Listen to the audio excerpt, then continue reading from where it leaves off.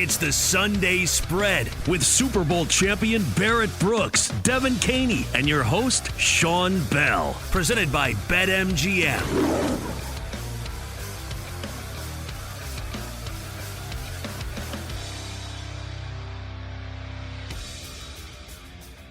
Welcome back to the Sunday Spread presented by BetMGM as always. And as always, we got something cooking for you. To my right is the master chef, the guy who does it all, Mr. Barrett Brooks. To my left, we call it the good luck charm. Right? Whether it's your touchdown parlays or helping the Eagles win a Super Bowl, she's the good luck charm, Devin Caney. And me, I'm just here to piss everybody off. That's why I'm wearing the Mets hat today. Sean Bell on your microphone. What's going on, everybody? Man, just March Madness, quarterback controversies. Man, we got it all this week, man. We got it all. We do have it all. Kenny Henderson and Dylan Mitchell will be pissing us off in the group chat while we're talking, especially me. Devin. Pissing me off. Right. Pissing me off. I feel like antagonized. It's not just Sean anymore. It's everyone behind the scenes as well. I appreciate that, group. Yeah. You know Sean, I do have a question for you, though. How did the we Mets can start do on it off. opening day? We played Wow. the Astros. Y'all played the Nationals. Like, come on. Wow. How'd they do? They lost. Let me make sure I don't get hit with Right, shots. started already. They lost. They lost. It's all right. The Phillies. Sources say the Phillies are number one in the National League East. It's okay. The Phillies always do better than the Mets in the regular season. But playoff time comes, they can't hack it. That happened one time. It's the only time they've ever played in the postseason. Okay, well. Yeah, take that L. See, I didn't start it. I just want everyone to know I didn't start it off. You know what I mean? Dylan and Kenny ain't say nothing. Dev, like we said, we debated. She is the evil villain of the show, not the superhero. Evil.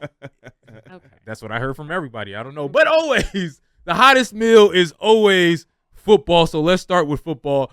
Are the Giants the stupidest franchise that there is? That's the first question I'm going to ask based on what just happened. Okay, we assume the Giants were going to draft the quarterback. Mm-hmm. They already got Danny Cutlets, right? They already got Danny Vito, whatever his name is. Yep. Again, he hasn't earned his name in my opinion. So whatever. Yeah, I don't need even to get think it right. it's worth saying they already have. Yeah, Right. exactly. That's not really a quarterback to have. Exactly. You know. He's under contract. So they signed Jameis Winston, maybe the funniest individual in all I of football. forgot about that. Yes, they did. Yes, they signed Jameis Winston. So a lot of Yeah. us assumed you signed Jameis Winston, so that Getting the means quarterback, yeah. he's going to be your starting quarterback. You're going to Yeah. draft the quarterback, and that's going to be the process that most football teams do. Then you sign Russell Wilson. A whole lot of What? what? Exactly. A whole lot of that. What? What do you make, Barrett? I'll start with you with what the Giants are doing in signing Russell Wilson, signing a veteran quarterback, but still being a garbage franchise. What's the GM name? Shane? What is he thinking about? I mean, come on now. You sign Jameis Winston because you're gonna get a quarterback in the first round. So you're gonna sign Shedeur Sanders. That's why you do it. And then they turn around, they sign Russell Wilson to a 1-year deal. And then you turn around and you still don't have a starting quarterback for the immediate future. It doesn't make sense to me. I don't understand what this franchise is trying. So what direction to go? Are they gonna get the pass rusher? I mean, what exactly is on the Giants' mind right now? What are they doing? I just don't understand it. I really don't. I mean, I'm just dumbfounded. Because you don't have a quarterback, and you sign 2 quarterbacks, and then you're not going to be able to sign a quarterback for the future. It really doesn't make any sense to me at all. I mean, you got Carter sitting there. I guess you can pick up Carter if he doesn't get picked up at second pick. Lord, he knows. Lord knows he doesn't want to go there. From Penn State. Yeah. So I don't know. Or Hunt, you know what I'm saying? I just don't understand. Which way you go? Deb, what do you make of it? I mean, we heard there was potential for Aaron Rodgers to land there. We kind of knew Aaron Rodgers and Russell Wilson were the two big names, veteran quarterbacks who could potentially land in one of these markets that was in need of a quarterback. So I guess out of those two, I would go with Russell Wilson over Aaron Rodgers if I had a gun to my head and had to choose one of them. And that is kind of what this decision feels like for the Giants. It feels like they were like, okay, well, I guess we'll just go with Russ. Right. He's there. Sure. Okay, Russell Wilson, you're a Giant now. they do have offensive talent. Malik Neighbors, of course, had a great season, and it's unfortunate that it's such a talented player has yet to have a quarterback. I'm not saying that Russell Wilson's really going to help with that, but Russell Wilson didn't do terrible with the Steelers. I knowing the Giants, though, they'll find some way to muck this up, and it's just it's not. I don't want to say laughable because it's still something, and it's more than regression, I guess, which is what the Giants have just done time after time. But I don't know what their draft plan is going to be moving forward. You think they're going to get? Do you think they want Hunter? I think they'll get a quarterback. You still think they'll get a quarterback if they can? Like if Shedeur Sanders is there, I could see them taking him and then basically doing like what the Steelers like play Russell Wilson and have a younger quarterback like Shedeur kind of learn under him, and then Russ is only there for a year and then he moves out and then you move in the younger quarterback. But I don't know if he'll be available. I don't know what their plan is. But they still got Jameis I didn't know what their Winston plan there. was when they beat the Colts back. Right. They should have like I don't right, I don't think right. the Giants know their plan. Right. Yeah, to me, again, they're a dumb team, so you can't make sense of what dumb teams do. But to me, yes, it makes sense to go get Shedeur Sanders. It makes sense to go get a quarterback, but everything they just did contradicts the whole process of getting a young quarterback. You just got a starting quarterback. You got a backup quarterback. Why would you draft a quarterback at that point, right? So what is Shedeur going to be your third? Yeah. Is he going to be your second and Jameis is your third? Right? Like none of that makes any sense if you're going to pay quarterbacks for this season. So in my mind, that says maybe they just like, I'm out on all the quarterbacks in this draft. I don't think I'm going to get Cam Ward out of Miami, and I don't want Shedeur Sanders. So I'm just not going to get a quarterback. I'm going to draft whatever the best talent is there and just, be that for another year. But if that's the point, why not just suck? Why get Russell Wilson? Why not just be like, you know what? Yeah. I'm going to wait for the quarterback in the next draft. So let's just stink this what year. What pick do they have in 2026? Do we know in the first round? I don't know if we know that. So they got the third pick in this year's draft. Yeah, but in 20, so like I'm saying, if they wait, like if they're saying we're not going to get a quarterback, they sign Russell Wilson to a 1-year contract. Yeah. So then I don't think that like if they were going to tank, if that was their plan, why would they even sign Russell Wilson? You know what I'm saying? That's why it just doesn't make sense. It doesn't seem like a smart plan, but it's also the Giants and it's what they do. So for me, like with drafting, I mentioned Malik Neighbors. They clearly have drafted talented players. They had Saquon Barkley on their roster for years. They drafted him. They weren't able to get the most out of his talent. They just keep making the same mistake. So if they go out and get Travis Hunter, what's he going to be in Giants purgatory then until they find a quarterback? Yeah, just like Malik Neighbors is in purgatory right now until he can get up out of there. I feel bad for their players, honestly. I do. It doesn't make sense at all. I mean, look at the GM just does not have a clue. I mean, you sign guys there like Darius Slayton. You sign him to a big contract, more money than you could have signed Saquon Barkley for. And compare the two, which one would you rather sign? You gave him like 3 years, like $30-something million, and all you had to do was get at the Saquon. He'd have stayed a Giant. But you give it to Darius Slayton? Are you kidding me? I don't understand him. Yeah, I just don't understand. Nobody understands the Giants. Wow, you mentioned Aaron Rodgers. We're still waiting. What's going on there? Pittsburgh Steelers don't have a quarterback right now. Right? Like we talk about dumb decisions by again, they don't sign back Russell Wilson. Justin Fields go. Who's their quarterback on their roster right now? And there's not a lot out there. I should look that up right now, but Aaron Rodgers is the only thing you could do. Because again, obviously Mason Randolph, Rudolph. Yeah. Like again, we all know that's not going to be your quarterback. Right. So the Pittsburgh Steelers doing equally its dumb thing. What do you think on them? We all know what. Again, you're the former Steeler. You know what me and Devin feel about Aaron Rodgers. What do you think about them basically waiting for Aaron? I don't think they'll go with Aaron. If anything, I don't know. I don't understand why they don't have Kirk Cousins there. I mean, bring up Kirk Cousins, see what he's got left in his tank. Kick the tires on that a little bit. Well, they don't want that contract probably from the Falcons. Right. Yeah. You're right about that. I forgot about that contract. With Aaron Rodgers, and we've talked about this on the show before, and I think everyone is in agreement at this point. Like, we're all just sick of hearing about him. Right. And hearing about, whatever he's doing in the offseason. I think last I saw the headline that was forced upon me against my will, as it always is when it comes to Aaron Rodgers, was that now he might not play. but then he wants to play, but then he might not play, and then the Vikings might be interested. And now, but yeah, I mean, the Steelers need a quarterback, and I don't know what their plan is there. Aaron Rodgers, if they want to, like at this point, like I said, you know, it's between him and Russell Wilson, I feel, as the two options. I don't know. I never thought that there would be a quarterback coming out of Green Bay that would be more hating than Brett Favre. With how Brett Favre ended his career, the things he did post-career. We thought it was a breath of fresh air with Aaron Rodgers. Remember, Aaron Rodgers was loved his first half of his career. Now he's repeating the exact same things that Brett Favre did from year to year. And it's just as hated. I'm going to argue, you can argue more than Brett Favre is at this point. Again, something I never thought would potentially happen. Let's talk about the quarterbacks, or let's just talk about the draft coming up. Cam Ward, Shedeur Sanders. There's sort of mixed reviews on what type of quarterback draft this is. There's not a lot of depth, but when it comes to those top two quarterbacks, Barrett, you've been in the rooms, you've studied, you've done all the things on the sidelines in college sports. Cam Ward, Shedeur Sanders, who do you think is better, and how do you like that quarterback class, at least those two?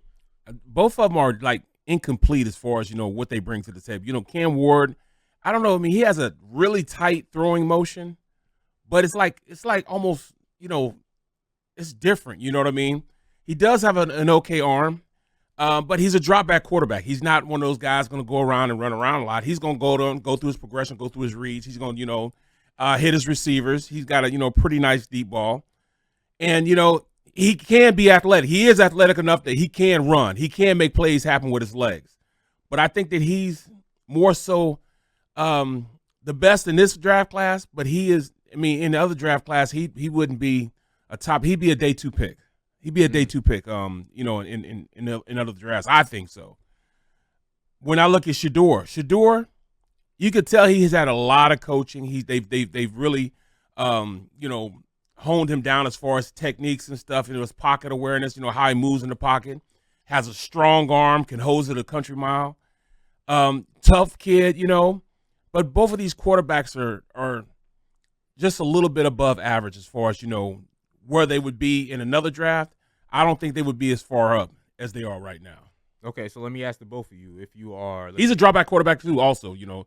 Shedeur, you know, he's not like he's a Jalen Hurts-esque type of person. If you guys are the Cleveland Browns, Deb, I'll start with you. Would you draft one of these quarterbacks, or would you say, I'm going to go with Abdul Carter or Travis Hunter? I would go with Travis Hunter.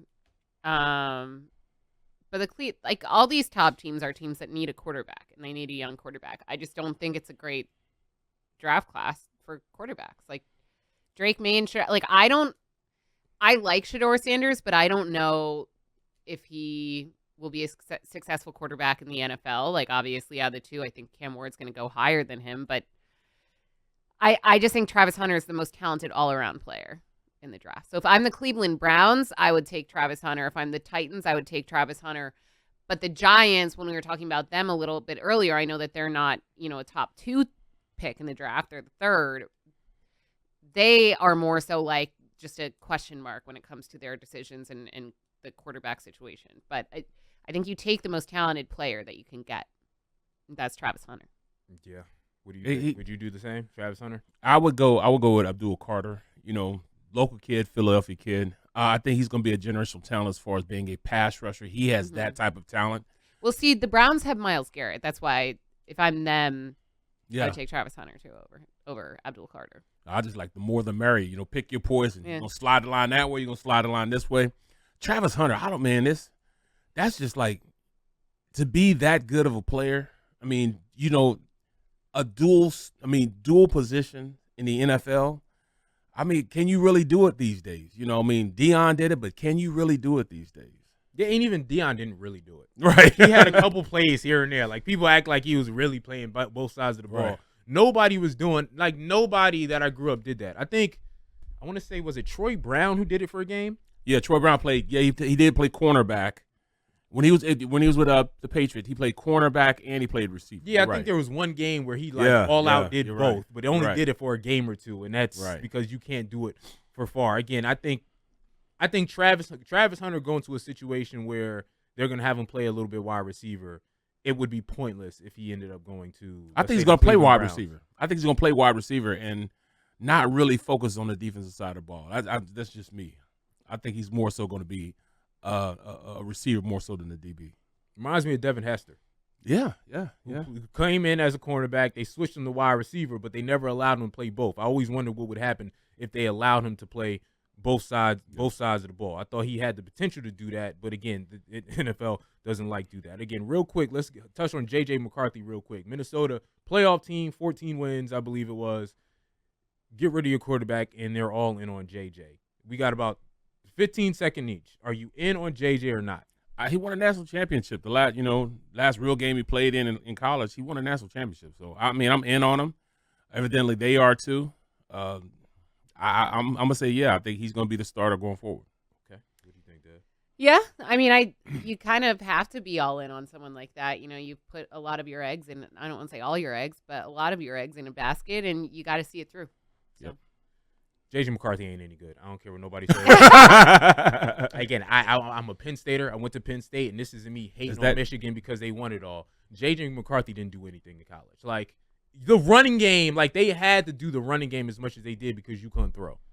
So I never understood how he got a first-round grade and how he got drafted in the first round. To me, he's the classic, I got the physical attributes, but I can't actually do the job. That's just, again, that's a lot of hate. I said the same thing about Bo Nix, and Bo Nix made me wrong. So we'll see what happens there. All right, when we come back, we're going to go around the sports world, okay? We got baseball, opening day, opening weekend. We're going to talk about our futures, but we got to put it on the line right now, make our bets, and we'll see who's right at the end of the season. And March Madness, of course. We got it all coming up on the Sunday Spread.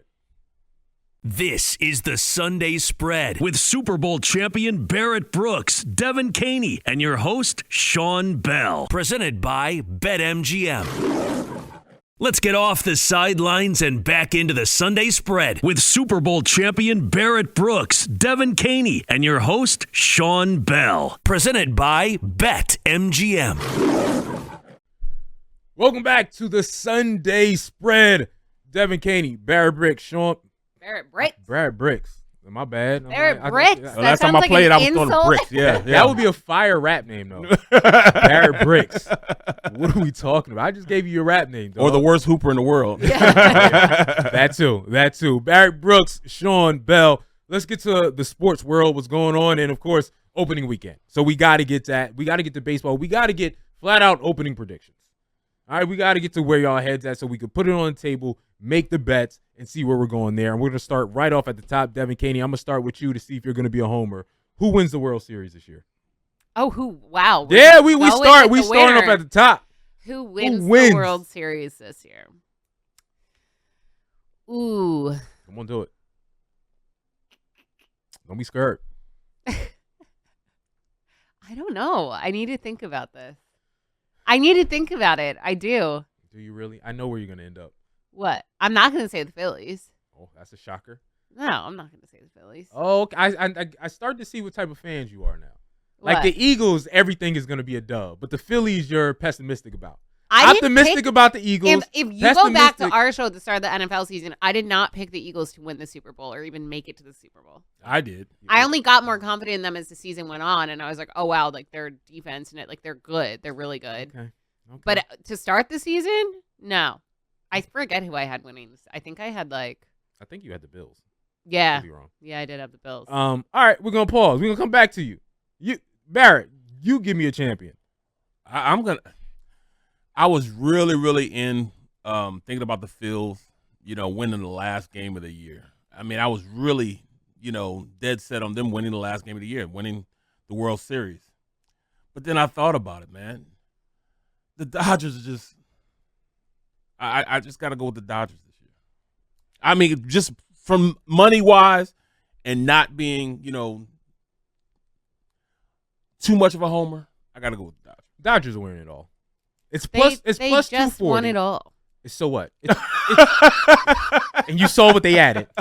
It was like, Blake Snell, come over here. Every pitcher, what y'all doing in Japan? Come over here. They added everything. Yeah, it's like, we don't care. We're not even paying Ohtani right now. So it don't even matter. Like, we paying him 20 years down the line, Bobby Bonilla style. The Dodgers, it's terrible odds, plus 240.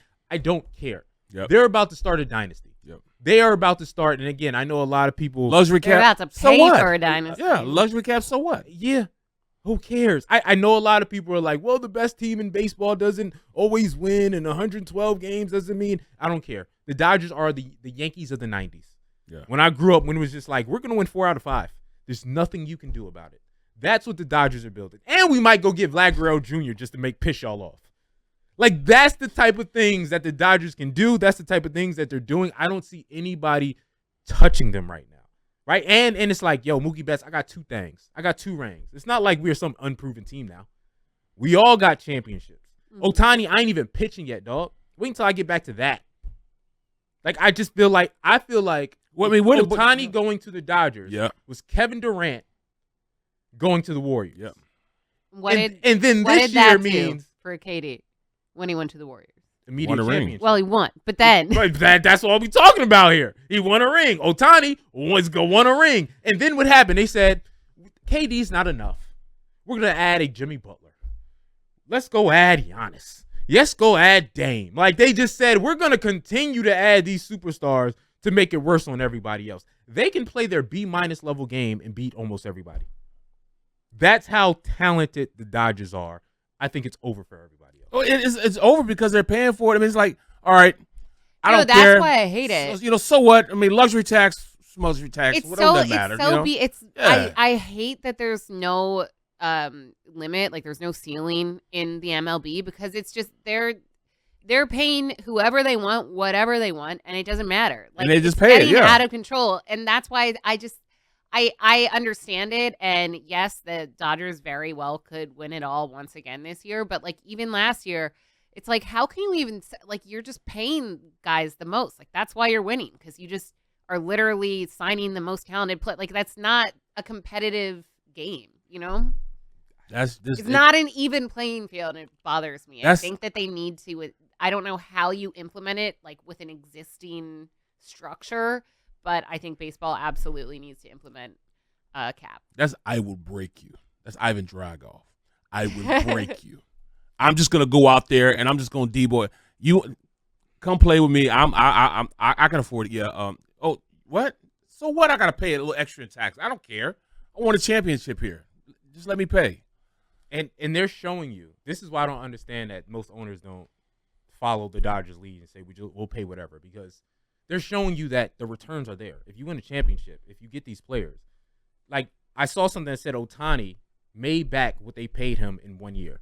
Mm-hmm. Like what he did in the overseas market, what he did by winning a championship, all the things they did, they earned that $700 million back right away. So all this other stuff is gravy. And you know, profit sharing. You know what? The lowest team as far as, you know, revenue sharing. Mm-hmm. They're just paying it to them. They're like, okay, then. I mean, you look at what is it? The Devil Rays. I think they're you know, the total of what they're paying their players is like $90-some million. $70 million of it goes from revenue sharing, probably from the Dodgers. $70 million of it from the revenue sharing comes from the Dodgers. Mm-hmm. That's crazy. $70 million. Come on, man. It's easy money. So what? So I said that. Is there any other prediction? You can say no. I'll go. I'll say the Phillies. There you go. I don't like it anymore because I know your heart's not in it. No, right? Like, okay, so if I make fun of you for the Phillies not getting there and winning, I explain? It won't be fun for me because your heart was never in it. No, but it's actually the opposite. Like, my heart is fully in it, and that's why I don't want to say it, because like logically to a national audience, if I say the Philadelphia Phillies are my pick to win the World Series this year, even though they got knocked out by the Mets last year in the NLDS, they got knocked out by the Diamondbacks the year before that in the NLCS, and they lost to the Houston Astros in the World Series they've just gotten knocked out earlier and earlier, even though the roster has gotten better and better the last 3 years. And their window is closing, and their guys are getting older. And the Dodgers and the Braves, who are healthy again, and the Mets, they've all just added talent. So I'm saying that if the Phillies make it as far to the World Series, that like it will be considered probably a Cinderella-esque story. I know that they're not true underdogs because they still have Bryce Harper. They still have a lot of talented guys. This but is year 7 for Bryce. But not really, Yeah. Devin, because they had the fourth highest odds to win it all, 11-1. Vegas They still do. feels like they're very much in it. So in Philadelphia, there's a lot of pessimism. But I don't think to a national audience they would look at it as It you is being a crazy homer how or it being crazy. the difference in like negativity here in Philadelphia versus how the Phillies are nationally perceived. And people complain about the Phillies not making a move, at least here in Philadelphia. The reason they didn't make a big move, a splashy move, like signing Juan Soto for like $1 billion or whatever Mets paid him with his private suite, whatever. They already had their stars. They're already paying Bryce Harper. They're already paying Kyle Schwarber. They're already paying Trey Turner. Like, they have a talented team. The team just failed to produce when it mattered most. And I think that they feel that this season. And I actually think that chip on their shoulder can help push them further along. I hope so. I mean, Trey Turner. Like, Bryce Harper loves being the guy to kind of spoil things for the darling and the favorite team. Like, he prefers that, I think, more so than being the favorite. We hope so. But Trey Turner. I don't want to talk about Trey Turner right now, okay? Yeah. National folks. I don't want to talk about Trey Turner. We are not happy with Trey Turner here in Philadelphia. Let's move on to NCAA. How's y'all brackets doing right now? I'm number If y'all one. feel that. Okay. Like I told you guys last week. Excuse me. I know ball at a high level. Okay. I'm second to last, so I'm done. I told you my bracket was smashed. Yeah, who do you have winning? Huh? I mean, I got Duke winning, but still, I though, I thought you said you had some like random. No, but remember, I was all in on Arkansas and not Tennessee, but I got to pull mine back up. Yeah. But yeah, I was. I don't know what I was thinking about. I think Oklahoma or something like that too. No, Michigan. I was with Michigan though. Yeah. So Michigan was my top bracket, and you guys like Michigan. Oh, Michigan. Yeah. And look what they're doing right now.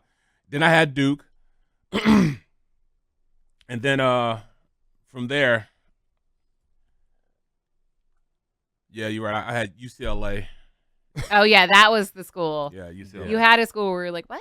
Yeah. I'm still saying what about Michigan? That's they got to beat Auburn, and do what they need to do. Devin, Right. you say you're feeling good. Who'd you have winning? I'm currently first. I have Duke winning it all. Me too. And I think I have. Do I have Florida in my Final Four? Yeah, I have Florida going to the Final Four, so they're still alive. So yeah, my bracket's doing pretty well so far. We'll see. I mean, those are famous last words. Oh But- yeah, I know. Again, I'm with you. I had Duke. You saw Cooper. Mm-hmm. Oof. That boy, Mm-hmm. different. He Will can be do a 76er. everything. You know what I mean? Only if they rig it the way they need to rig it. They need LeBron to, yeah. says it's rigged. So. It is rigged. But But do they want him going to Philly? Yes. Do they want him to go Brooklyn? No, they hate Philadelphia. Adam Silver hates Philadelphia. So no, they absolutely don't want him going to Philly. Well, I mean, to be fair, they've had enough number one picks over the last 7-8 years. So Yes, for they're sure. like, yeah, nah. no, like Adam Silver legitimately still hates that the Sixers did the process and got Joel and like they don't. The Sixers are not getting Cooper Flag. Oh, we do got Joel Embiid, don't we? yeah, We haven't talked about him in a long time. yeah, that guy. Yeah, he's still here. Oh goodness! On All one knee. Let's skip to quiz time. NFL quiz time. Let's bring our guy Kenny Henderson in here. We do quizzes every week. We do trivia every week, and of course, I'm dominating the trivia game so far. So You step are. y'all games up. Let's go. Kenny, get in here. Let's get this trivia in. Yeah, let's do it. This is going to be team oriented this week, so no player. So every answer is going to be the name of one of the 32 NFL teams. So let's start. First question: which team had the most explosive plays through the air last season? So just Detroit. passing, No. not Detroit. And so by explosive plays, it's 20 plus yards or more. And I'll give you guys a hint on this one as well. The Ravens. I gotta listen more. Not the Ravens. This team did not make the playoffs last year. Wow. Hmm. Most It was not the Bengals. That's a good answer Dylan put in the chat, but it was not the Bengals. Dylan plays. stealing answers always. Yeah, but he's wrong. Not make the playoffs. I need to close my chat so I don't see Dylan So just to reread the question, the team with the most explosive plays through the air, 20-plus yards or more. They did not make the playoffs last year. Did not make the playoffs. 20-plus yards or more. There's a hint that I really want to give, but then I feel like it's going to give it away. Chicago? It was not Chicago. It was probably the Giants. You're on a similar track. It was not the Giants. You guys are in the right conference. The Cowboys. Not the Cowboys. That's interesting. I mean, if Dak stayed healthy, they probably could have had a shot. I mean, this doesn't surprise me. I mean, it was not the Saints. That's an all right, interesting we're done. answer. Just give it to us. No one should get a point. No one deserves a point. We're going through Yeah, we're going through every team. Tell The us. 49ers is the answer. What? 49ers. I wouldn't have gotten that. The 49ers. No way. Shout out George Kittle. Shout out Juwan Jennings. Shout out Ricky Pearsall. Shout out all these guys that they have running after the catch. They had 66 20-plus yards played through the air. That was the most in the NFL last season. I would have never freaking guessed that. Me neither. With I was Brandon Ayuk thinking- being out, with I was Kittle thinking being of- out, well, Debo being out, like I would and have of never teams guessed that like that. didn't run it that often, that much, because they didn't have like a good back. Right. Where I mean, I know Christian McCaffrey was out, but didn't they have Jordan Mason? Jordan Mason. Yeah, we had great running Yeah. game though. We did have a great running game still because that's what we do. But That's interesting. all right. Kittle and Debo didn't have like their best years, but they were still really good after the catch. All right, next one. Which team had the most touchdowns on the ground last season? The Rushing Eagles. touchdowns. Not the Eagles. That's a good. What? It was not the Eagles. Not with the push tush. Nope. That push- was my push- immediate push- thought. It but- had to be the Lions. It was not the Ravens. It was not the Lions either. On This the team's ground. quarterback scores a lot of Chargers. touchdowns as well. Not the Chargers. This team's quarterback scores a ton of touchdowns as well. The Bills? It was the Bills. Barrett is on the board. The Bills had 32 rushing touchdowns last year. James Cook had a lot as well. Well, see, I didn't think he had a lot, though. On rushing touchdowns last Yeah, year. I didn't think he had a lot. Okay. All right, third question. Which team allowed the most touchdowns on the ground last season? So kind of reverse. Which team allowed the most touchdowns on the ground? Ooh. The Cowboys. Yeah, Devin. It was the Cowboys with 25. Devin is on the board. Wow. All right, Okay. fourth question. Which team had the most total touchdowns last season? This team's been mentioned so far. Detroit. Sean's on the board. All right, we got That a was easy. three. Last question. We've got a tiebreaker. We don't have Dylan on the board, so I guess this is between the three hosts for the first time ever since we started doing trivia. Final question. Which defense had the most touchdowns last season? Denver. Wow, Barrett. Unbelievable. Wow. The Denver Broncos had the most defensive touchdowns last season with 5. They had 3 fumble recovery They had- touchdowns and 2. They had a rush in that I'm had impressed. had 2 impressed. touchdowns by himself. And that was a Yeah, legitimate yeah. one. Like that wasn't us just Yeah. naming teams. Yeah. Because I was about to just name teams. That, You had that off the gate. They had defensive player of the year. Then they had, There you go. defensive end had 2. He had 2 picks in one game for a touchdown. All right. Yeah, they had two Respect, sir. touchdowns in one Respect, game sir. one time. Respect. That was a Okay. really good round of trivia. We'll have to stick to the team stats. I feel like that's a lot easier than doing the player stats, but that was a really good round.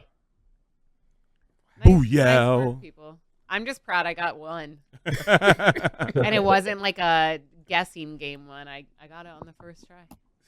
From all those touchdown parlays, I know defensive weaknesses. Right. We're Very gonna good, have very to, good. yeah. We're gonna have to, give options next time. How bad some of those were. A, B, C, D. Just pick one. It's always B or C. That's what I was taught. All right. When we come back, we're gonna play a game of fact or cap.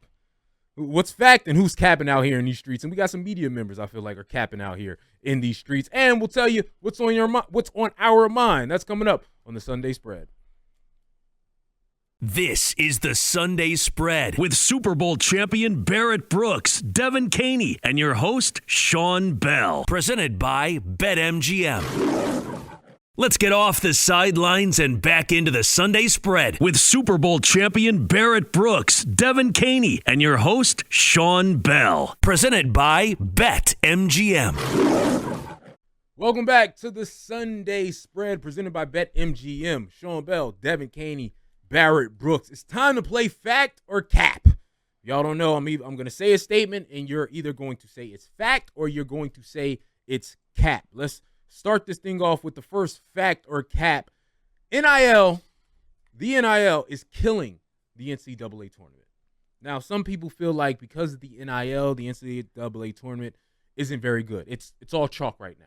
Number 1 seeds, number 2 seeds, number 3 seeds, number 4 seeds. No Cinderella in this year's tournament. Now, some have said, hey, this has happened before. We've seen chalk before. But others feel like the NIL is really affecting the tournament's ability to be great and to have Cinderellas. Fact. You started off, Barrett. Fact. I mean, it's fact. It really takes a lot of what this bracketology is when you think about how these teams are, because you had the Villanovas versus the Kentuckys and the Dukes, what I'm saying? Teams where, players will come and play for 2 or 3 years, and then you have the one and done, so it kind of, it kind of kept things interesting. Now everything is just, it's just crazy and up in the air now. You know what I'm saying? The fact that they brought this much money into the whole situation with this NIL is really taking, players are taking pay cuts to even go to the NFL now. Taking pay cuts to go to the NBA. So, man, at this point, man, it's not even what you would call a college sport anymore. It's not a college sport anymore. You just going where the money is. Players just follow the money. Follow the yellow big bro? No, they just follow the money. You got a lot of money? Oh, I'm going to go there. Okay. That's what it is. It's the Dodgers. Yeah. No, it is. It is. And I think that the March Madness tournament is just like a microcosm of the overall issue, because I talked about this, when it comes to college football too, it really any collegiate sport these days, like it's going to be the same programs that remain dominant, right? Like I think college football is a little bit better this past season. Yeah. But I don't even fully enjoy watching college football or basketball for that matter, because it's always going to be the same teams. It's always it's Alabama. It's in college basketball, the Auburns, the Houstons, Arizona. Like it's these big schools where the kids are going to get the most NIL money. And I definitely think it's taking away from the competition. When it comes to March Madness, we all love a Cinderella story. There were more upsets, of course, in the earlier rounds. And we're probably going to see less and less. And it's not as fun to watch. But I also don't know if that's. So, yeah, fact. Yeah, I'm with y'all. In fact, mid-major teams and smaller colleges are now the G League. Yeah. Right. They are now minor leagues, because again, Rick Pitino said because kids will start there and then they enter the portal. Yeah. Rick Pitino said he's not recruiting high school kids. He's just recruiting from other colleges. So what they do is, again, we've had it both on the men and women's side, right? The Villanova had a top 5 scorer in college basketball last year in Lucy Olson. Guess what she did? Transferred to Iowa. Mm-hmm. Right now, then Aya made a little run. Like, no, I'm just gonna go to these little schools over here. I'm gonna show you who I am in the first 2 seasons, and then I'm gonna get the bag. Amari Williams, who played for Drexel, and he did it differently. He did it the right way. He had grad, so he had an extra year as a graduate student. But now he's playing for Kentucky. Right? It's just like, you guys are minor leaguers. Hey, high school kids, go to these little schools, show yourself, and then we'll transfer you over. And it makes it impossible then for the smaller schools or less. I don't even want to say smaller schools, because it's not always the size of the school, the smaller program. It's the boosters. Grow. It makes it impossible to grow. It's the boosters. Yeah. The boosters make the money. I remember when I was in college, you talked about boosters, but you see it now where boosters can afford to bring in guys and make their colleges, what they are. They can afford to pay these absorbent amount of money. Bro, Michigan's quarterback for next year got $10 million. $10 million. Bruh. But I'm okay with them getting bread. It's just there has to be some type of – it's the wild, wild west right now. There's no structure at all, because – and we know it in Philadelphia, right? Like Villanova, yes, it was a major program in the 80s, right? Yep. But it was just a small college until Jay Wright got there. Yep. And Jay Wright built it until he became a national powerhouse.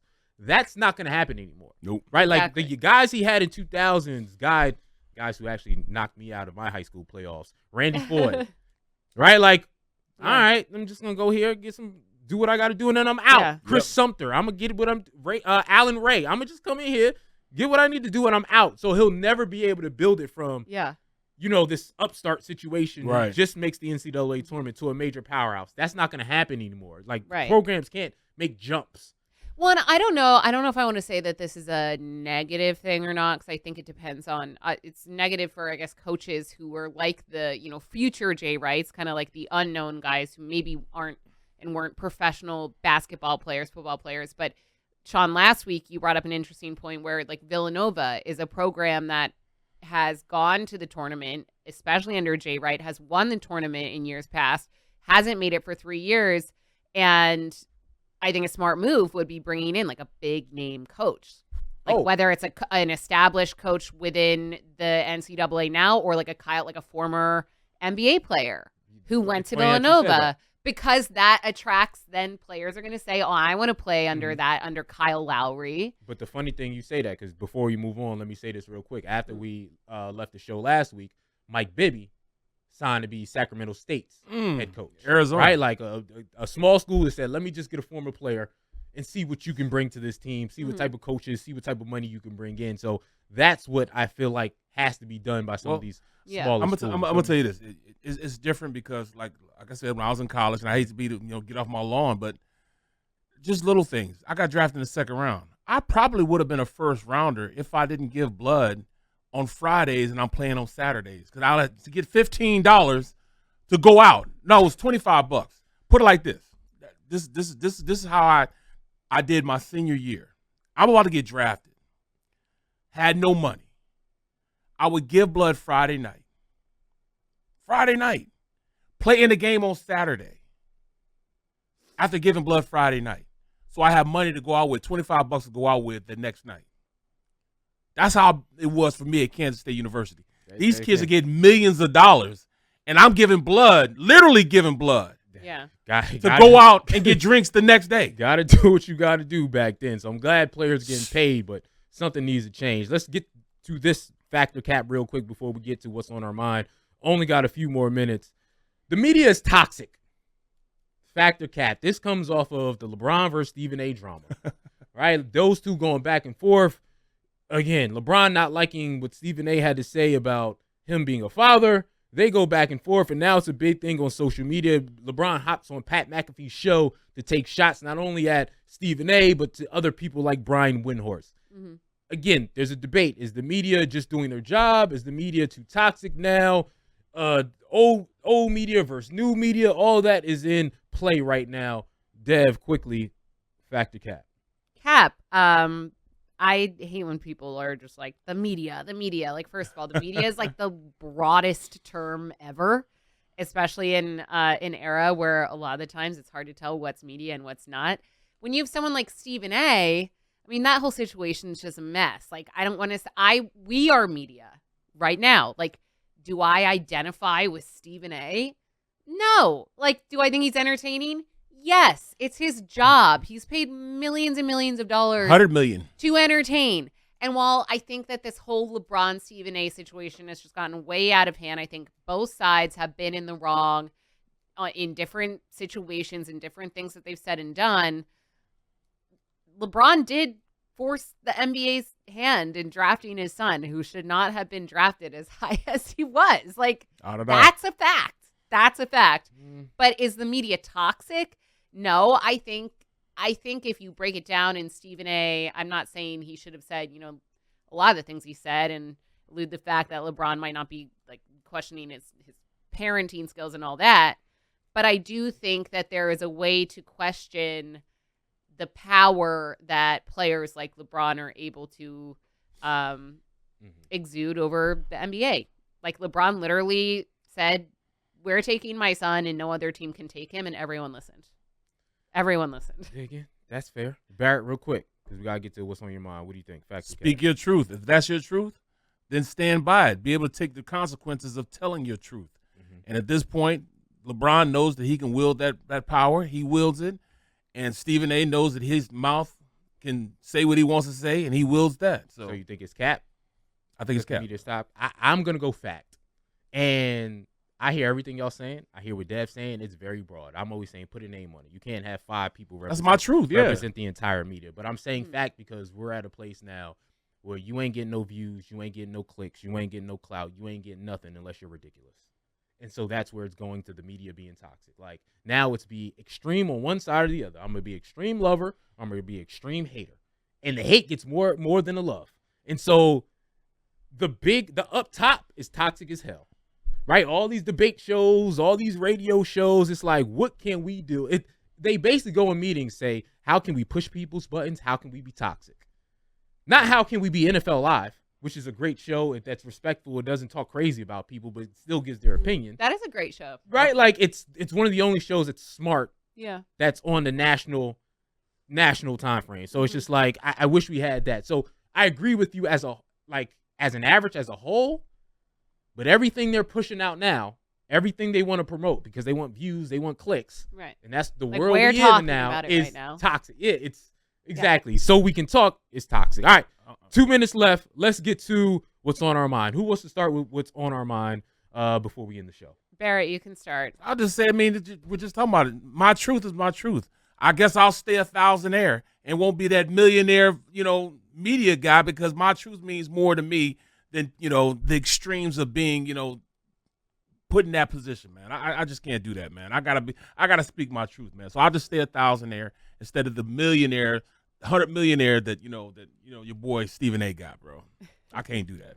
I refuse to talk about somebody like that, man. And because homeboy need his ass whooped for that. He did say I would have swung on him. Like, yeah, come on, man. Relax. It's gotten just insane. Yours, Dad, real quick. We got about 60 seconds. All right, I'm going to switch gears and just talk about baseball and how baseball and Rob Manfred just continue to shoot themselves in the foot in terms of marketing. Like, I covered pro lacrosse for years, and I feel like it's almost a similar situation where you could be doing so many things better. Yesterday or earlier this week was opening day, and they had, I think, one game at like 1 p.m., one at like 6 p.m., and then 10 different games at the same exact time, 4 p.m. How are we supposed to watch that? You air over summer. Guess what the NBA does? Guess what the NFL does? They pick holidays like Thanksgiving. The NFL is now just choosing every single holiday that they cover to take over to make it a day-long event. Guess what, baseball? You have 4th of July. You have Memorial Day. You have Labor Day. Make it a day event on national television and stagger these games and make it a big thing. I don't know. Yeah. Now, the Phillies were off last 4th of July. Like, what are we doing here?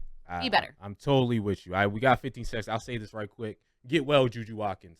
Juju Watkins on the women's side, I can't even watch the rest of the tournament right now, was on her way to being the best college basketball player ever, and I don't know if people realize that. Like, she's going to be the national player of the year. She beat 3 out of the she's 3-1 against the number 1 seeds this year, so she had a great chance of winning it all. She was on pace to beating Caitlin Clark's record when it comes to total points, right? Like, she was on pace to be the greatest college women's basketball player of all time. She tears her ACL in a terrible situation. So, again, I feel like history was taken from us, but get well, Juju, she can still come back and be one of the best players ever, if not the best player ever, because I feel like she has that potential. But it sucks that she went out the way she went out, and so now she can't have the college career that she could have had. All right, this has been the Sunday Spread. As always, good times.